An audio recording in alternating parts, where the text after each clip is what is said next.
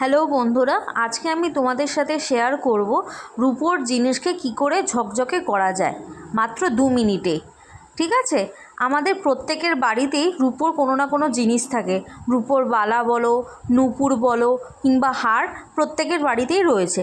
যেরকম দেখতেই পাচ্ছ আমার কাছে রয়েছে আমার এই নূপুরটা। এই নূপুরটা কিছুদিন অন্তর অন্তরই এটা কালো হতে শুরু করে।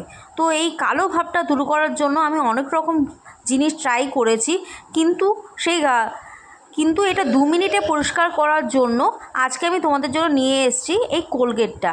মানে সামান্য এই কোলগেট দিয়ে পরিষ্কার করলেই দেখবে রূপোর জিনিস কি সুন্দর ঝকঝকে হয়ে যাবে তোমাদের। যেমন আজকে আমি এটা অ্যাপ্লাই করব আমার এই নূপুরের উপরে। ঠিক আছে, প্রথমে কোলগেট একটা বাটি নেব, বাটির মধ্যে কোলগেটটাকে মাখিয়ে নেব, নূপুরের গায়ে মাখিয়ে রেখে 10 মিনিট রেখে দেব। তারপর 10 মিনিট রাখার পরে এই ব্রাশ দিয়ে ভালো করে পরিষ্কার করে ফেলতে হবে। দেখো কি ময়লা জল বেরিয়েছে বাটির মধ্যে। তারপরে দেখবে কি পরিষ্কার হয়ে যাবে তোমার রূপোর জিনিস। যেমন দেখো আমার এই নূপুরটা কি সুন্দর পরিষ্কার হয়ে গেছে আগের থেকে। আগে যেমন কালো ছিল, এখন দেখো একদম পরিষ্কার হয়ে গেছে।